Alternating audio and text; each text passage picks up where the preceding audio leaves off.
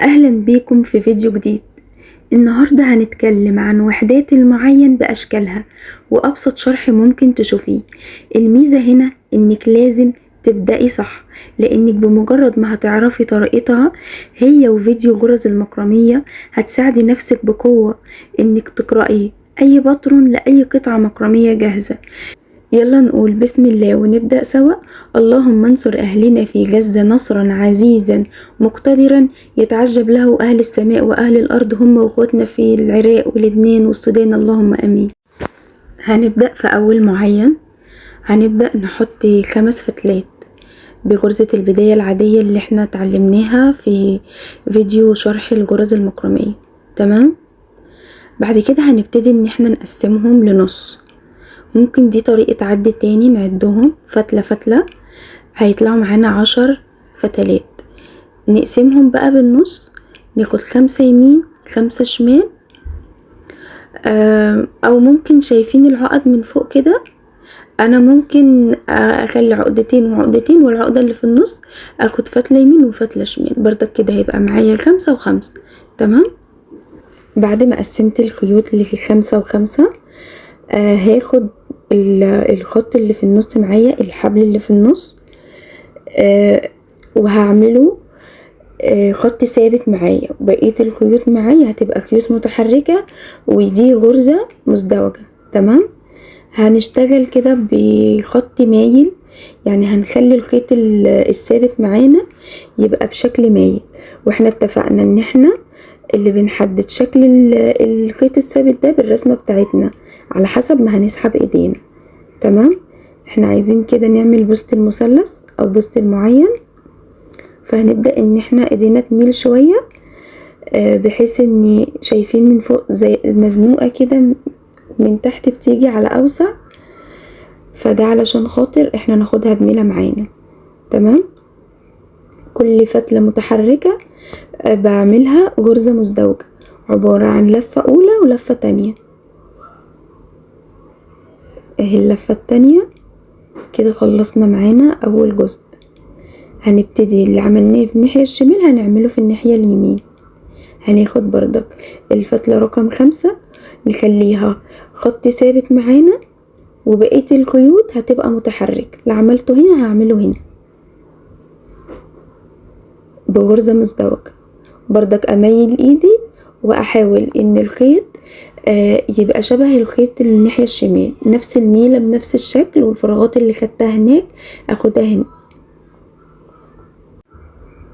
خيوطي لازم تبقى مرتبة، ما بقاش مستعجلة وانا لسه ببدأ، يعني خلقي يبقى واسع كده عشان ان شاء الله ربنا يكرمنا ونطلع احلى شغل. وزي ما بقول لكم دايما لما تيجوا تشتغلوا حاجة مطلوبة منكم اعملوا الشغل بحب كأنه معمول ليكم انتوا، صدقوني هتطلعوا احلى نتيجة.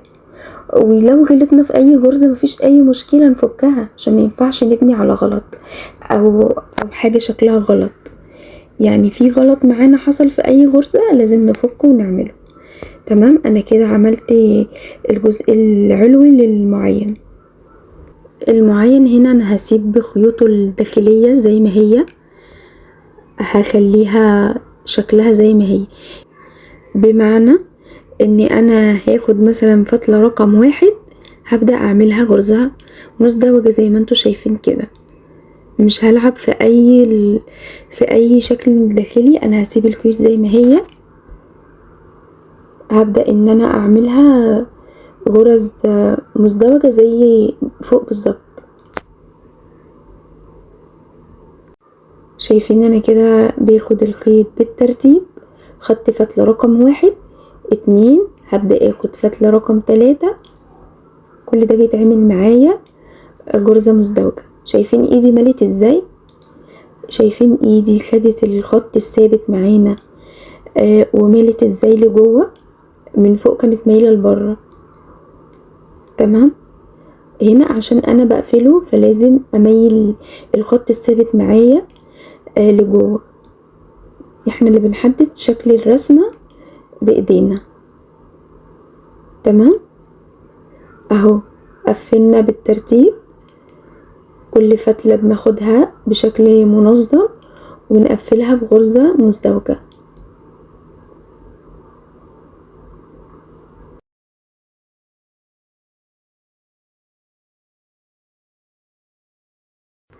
هنا بقى انا عايزة اقفله والاتنين قصادي خيوط ثابتة.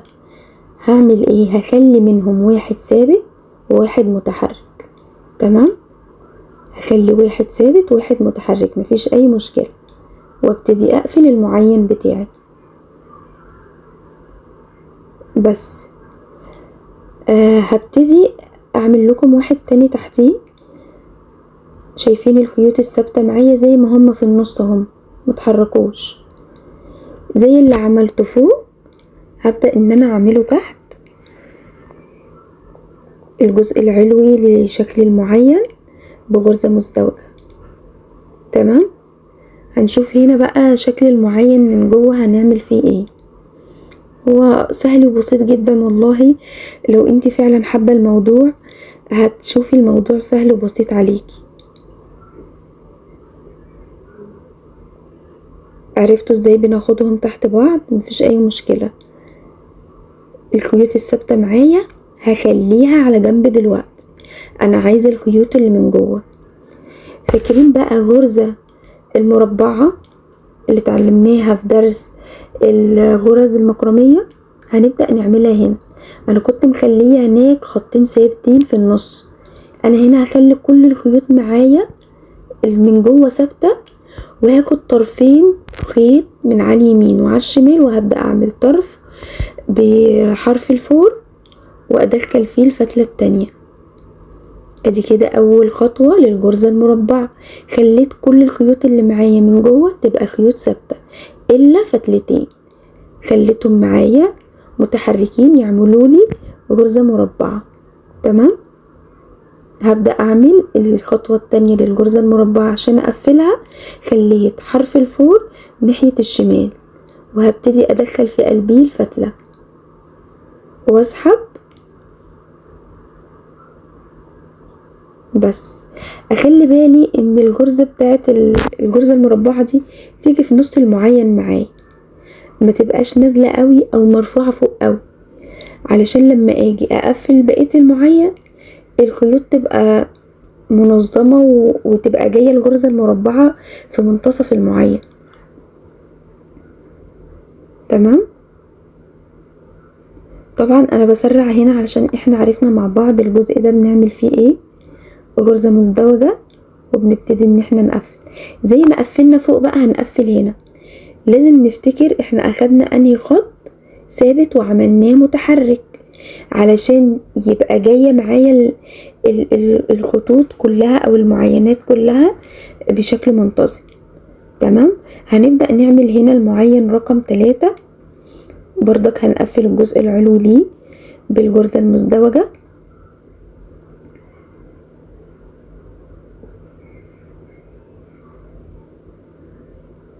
وبعد كده برضك هركن الخيطين اللي على الحرف، مش محتاجاهم دلوقتي. هاخد 4 خيوط من جوه وهنبدأ نعمل بيهم غرزة مربعة. تمام، يبقى انا اخدت 4 خيوط من النص وعملتها غرزة مربعة، رقم 4 يمين رقم 4 شمال بيكونولي غرزة مربعة. اخد بالي ان خيوطي شكلها منتظم.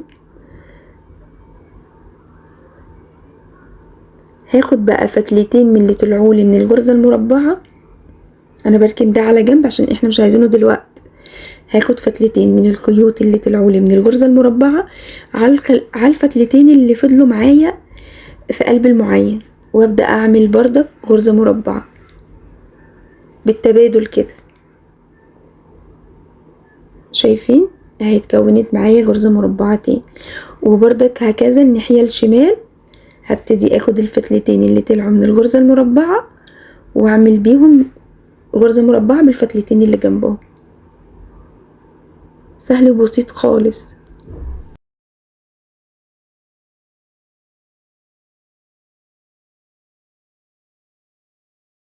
اخد بقى الاربعة اللي في النص التاني زي ما بديت انهي.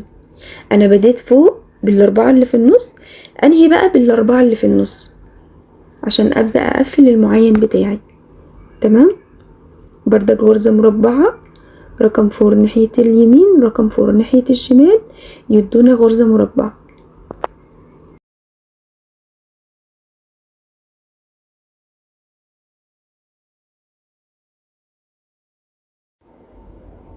بس ادي كده خلص معايا.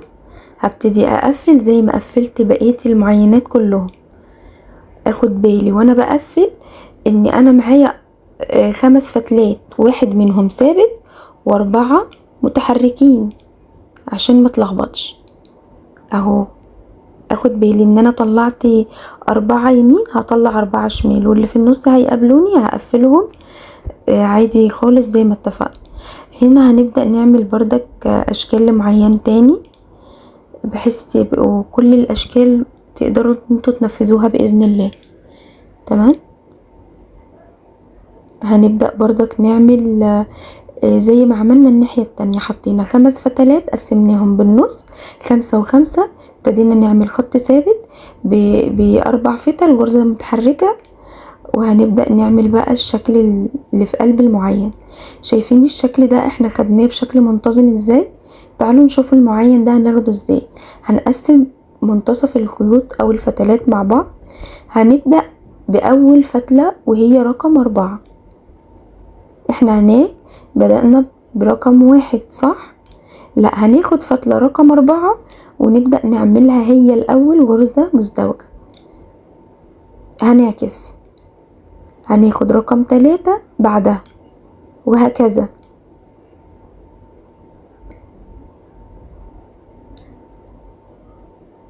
هيديني في قلب المعين شكل بردك صراحة بيبقى جميل جدا وبحبه. شايفين الموضوع سهل ازاي؟ دي رقم 1 واخدها اخر واحدة. هناك رقم 1 انا اخدتها اول واحدة، هنا لا، رقم 1 هخليها اخر واحدة. تمام. اسحب خيوطي كويس، اخد بالي لو في فتلة او حبل ملفوف معايا لا اعدله، مبنيش عليه وهو كده. هبتدي اقفل الناحية التانية بردك، اخد رقم 4 وبعديه 3 وبعديه 2 واخر حاجة رقم 1. بس كده بيخلص معايا المعين. شايفين شكله جميل ازاي؟ هبدأ بردك بالمعين اللي بعده. اخد بالي زي ما اتفقنا، زي ما قطعت اول معين قطعت فيه الخط الثابت، هبدأ كل مرة ابتدي زيه، زي الشغل اللي احنا اشتغلناه قبله. تمام. هنبتدي بقى هنا نعمل شكل الشبكة. هنقسم الخيوط بردك 4 و4 ونبتدي نعديها من الأربعة اللي جنبهم، نسيب حبل وندخل في حبل، نسيب حبل وندخل في حبل. شايفين طالع نازل ازاي اهو؟ هناخد الحبل اللي بعده، هنشوف ده كان طالع، هنخلي ده نازل، هيبتدي ان هو ينزل عكس الحبل اللي فوقيه وهكذا.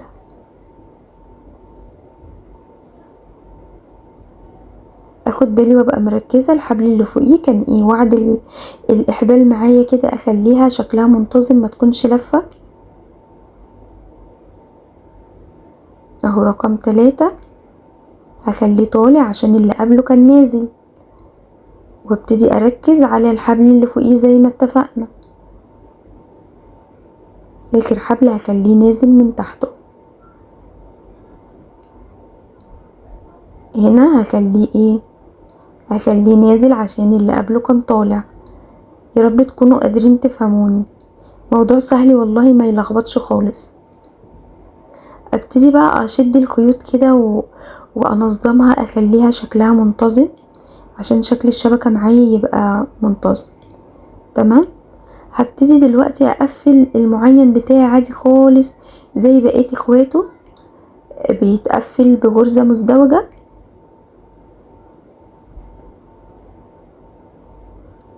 اخد بالي اني زي ما قطعت الخط الثابت في بقية المعينات هنا كمان اقطعه. شايفين انا ابتديت منين؟ كل مرة بقطع الخط الثابت اللي هو ناحية اليمين.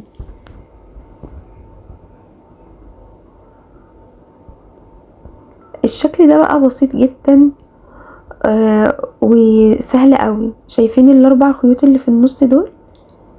هنجيب منهم 4 يمين و4 شمال بس كده، وهنبدأ نقفل المعين. هو برضو بيبقى شكله بسيط وسهل جدا، وبرضك تغيير عن بقية المعينات. هبتدي اعكس الاربع فتلات اللي معايا في النص، 4 يمين و4 شمال. وبكده اكون خلصت معاكم شرح وحدات المعين في المكرمية بكل تفاصيلها البسيطة. يا رب تكونوا استفدتوا فعلا وتقدروا تطبقوها معايا بكل سهولة. الفيديو عجبكم ما تنسوش تشتركوا في القناة وتعملوا لايك، ولو عندكم اي سؤال او اي استفسار سيبوهولي في الكومنتات وهرد عليكم فورا. اشوفكم في فيديو جديد وفكرة جديدة ان شاء الله.